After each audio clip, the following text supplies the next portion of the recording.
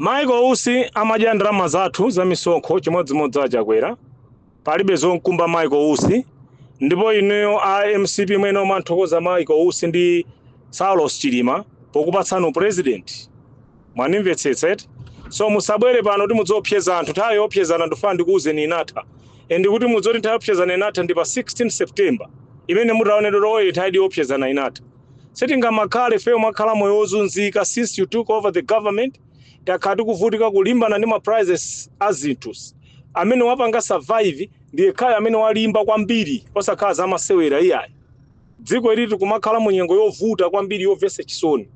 So you can't come here and tell us rubbish. Yeah, Michael, see you. Nyumba ya ulere, imana nanga achakwera gona nyumba yao. Achakwera analo ali otuwa. Sapato yeni. Mwina soko sizao zili zongambika kuzidendeni. Lirolo ama ika ma outfit. Drama za ndani, za misonko. So munne na banji mangani.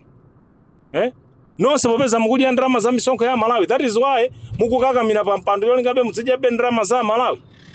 Mukunimvetsetsa bwino bwino. Koma muchoka manganya aulula china chilichonse ndipo anaulula kale. Soti mudzikaika soti kuti adzaululaso koma anaulula kale kwatsala kundikungonena basi. Mwayiona imene. So musamakhale apa nkumati imanganya no, this is about the time. It's the spirit of those who died in Chikangawa avenging their deaths. Mwaone?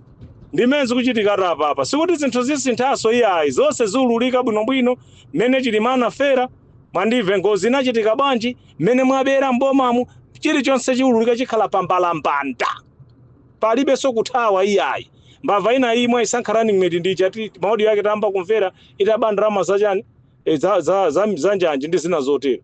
So mukadali pa mavuto akulu ndipo muonadi mavuto akulu sizisintha iyayi musanaone nyekwe mwanimvetsetsa bwinobwino inu ndino anthu oyerekedwa ndi anthu opusa kwambiri. This government does not belong to only you.